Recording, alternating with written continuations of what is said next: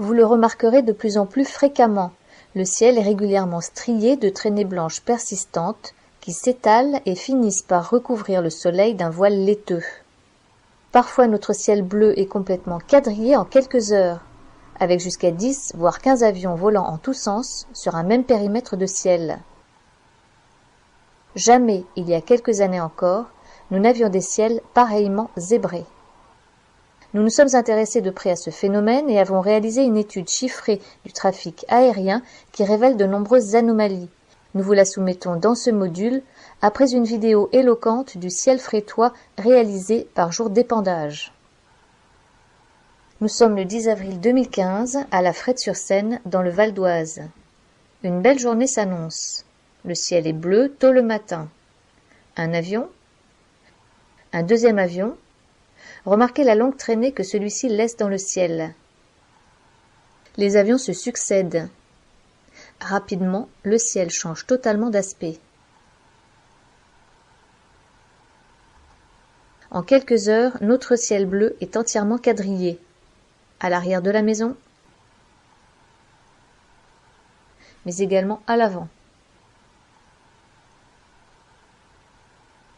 Ces traînées chimiques persistantes, nommées chemtrails, s'opposent aux contrails, traînées de condensation qui sont courtes et éphémères. D'après de nombreuses études et prélèvements, ces traînées sont composées de métaux lourds, aluminium, barium, strontium, extrêmement néfastes pour l'environnement et pour la santé. Les microparticules pulvérisées ne restent pas en suspension, elles se diffusent durant plusieurs heures, voire plusieurs jours. Nous les inhalons, elles se fixent dans nos poumons, nos muscles, notre cerveau.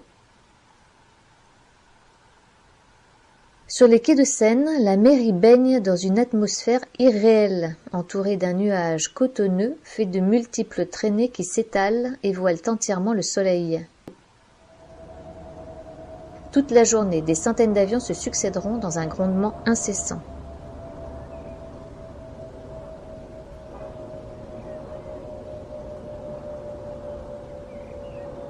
Notre ciel bleu de ce matin n'est plus qu'un immonde magma de smog blanchâtre. En accélérant l'image, on voit le quadrillage se déplacer. Dans quel état peut bien être notre atmosphère ?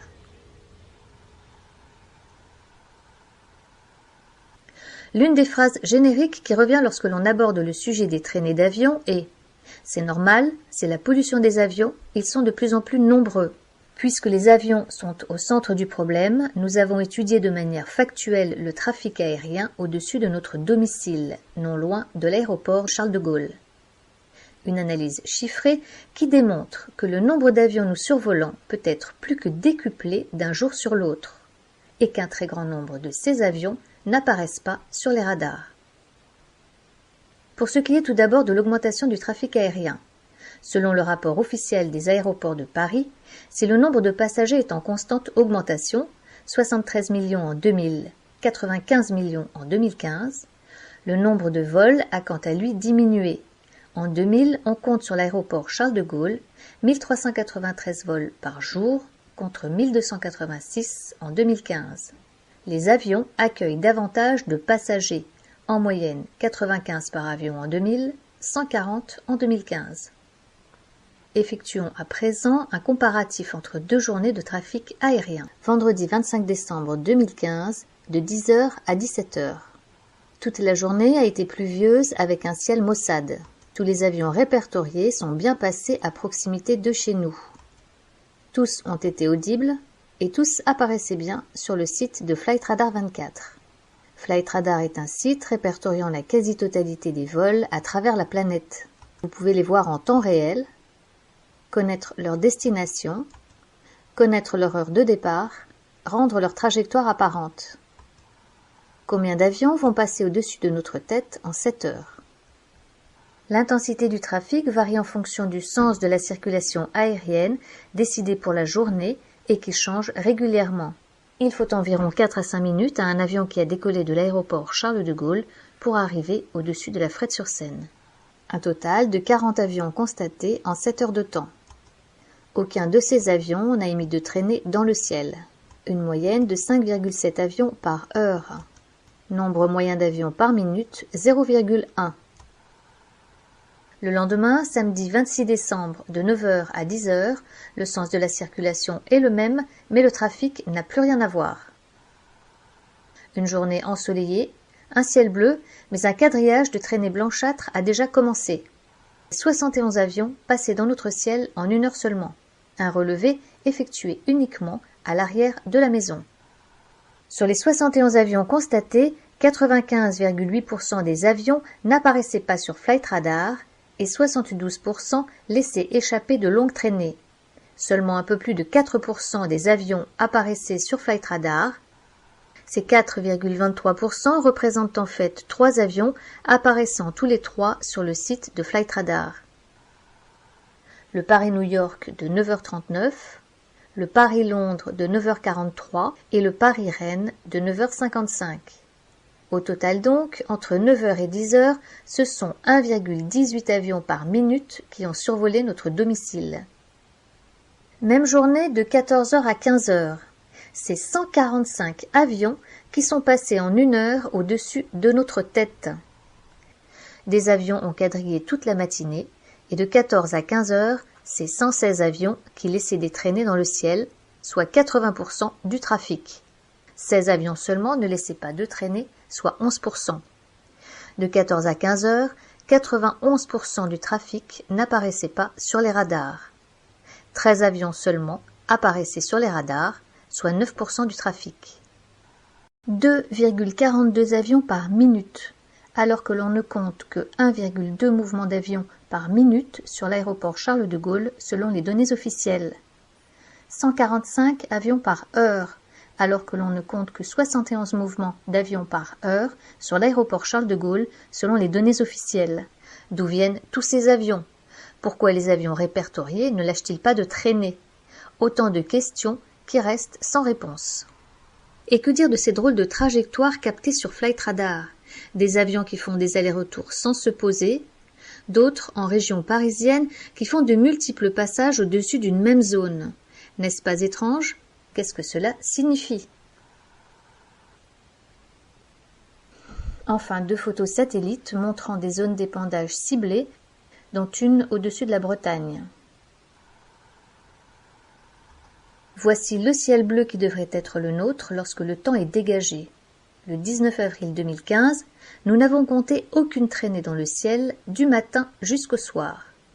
Quelques jours plus tôt, le 10 avril, à conditions météo identiques, le ciel et l'atmosphère avaient, nous l'avons vu, une toute autre allure. Pour conclure ce module, quelques tristes photos de notre beau maquis corse. Le 15 juillet 2015, le ciel habituellement toujours bleu a été pulvérisé toute la journée et une partie de la nuit. Nous n'avions jamais vu encore un tel phénomène en Corse. Ces opérations d'épandage ne sont pas récentes, elles ont débuté dans les années 90 à 2000. En revanche, elles sont de plus en plus fréquentes et généralisées, de jour comme de nuit. J'ai eu l'occasion de photographier des ciels quadrillés un peu partout en France, mais également à l'étranger. Ici à Osgore, dans les Landes, là à Lausanne, au-dessus du lac Léman, régulièrement pulvérisé. La question a été abordée au Parlement européen, à l'ONU dès 2007 et posée à l'Assemblée nationale en 2013 par un député français. Mais les réponses, lorsqu'il y en a, sont loin d'être satisfaisantes. Ces traînées ne seraient encore et toujours que de la vapeur d'eau. Quant au service de météorologie, il se contente d'évoquer insidieusement l'apparition dans nos ciels de cirrus d'un type nouveau. Pourtant, dans les zones particulièrement ciblées par les épandages, les dégâts sont d'ores et déjà mesurables. Ces épandages sont suspectés de provoquer des problèmes respiratoires, asthme, allergies, dérèglements gastriques, affections de la peau, anxiété, fatigue, dépression, difficultés de concentration, dégradation du système nerveux, mais également une recrudescence des maladies d'Alzheimer et de Parkinson. Dans certaines régions, les épandages sont accompagnés d'une pluie de fibres synthétiques suspectées d'être des perturbateurs endocriniens. L'écosystème est également impacté. Outre les dégâts sur la couche d'ozone, moins de rayonnement solaire au sol affecte le cycle de l'eau et la photosynthèse. Le pH de la terre est modifié, les sols asséchés et stérilisés, les incendies plus fréquents et plus difficiles à maîtriser. À titre d'exemple, ces prélèvements d'eau de pluie réalisés dans le Doubs à 16 mois d'intervalle en 2015, révélant une augmentation de 800% du taux d'aluminium dans l'eau. L'une des causes avancées pour justifier ces épandages est la gestion du rayonnement solaire et la géo-ingénierie, manipulation du climat à l'échelle mondiale. Les chemtrails seraient un moyen de créer une sorte de bouclier chimique qui filtrerait une partie des rayons du soleil, les particules d'aluminium agissant comme un réflecteur. Cependant, certains arguent que cet effet est très limité par l'effet de serre causé par la présence de ce couvercle de nuages chimiques. Par ailleurs, la thèse du réchauffement global, telle qu'on nous la présente aujourd'hui, est remise en question par un nombre croissant de climatologues. Quelles que soient les causes et les controverses, les effets de ces épandages sont réellement préoccupants. Il s'agit de l'air que l'on respire, nous sommes donc tous concernés. C'est la santé et l'avenir de nos enfants qui est en cause. Que peut-on faire? Observer et s'informer. Diffuser l'information, signer des pétitions, adhérer à des associations qui se battent activement contre ce phénomène. Face au silence des médias, il est urgent de se mobiliser. Plus nous serons nombreux à dénoncer ces épandages, plus nous aurons des chances de les faire cesser.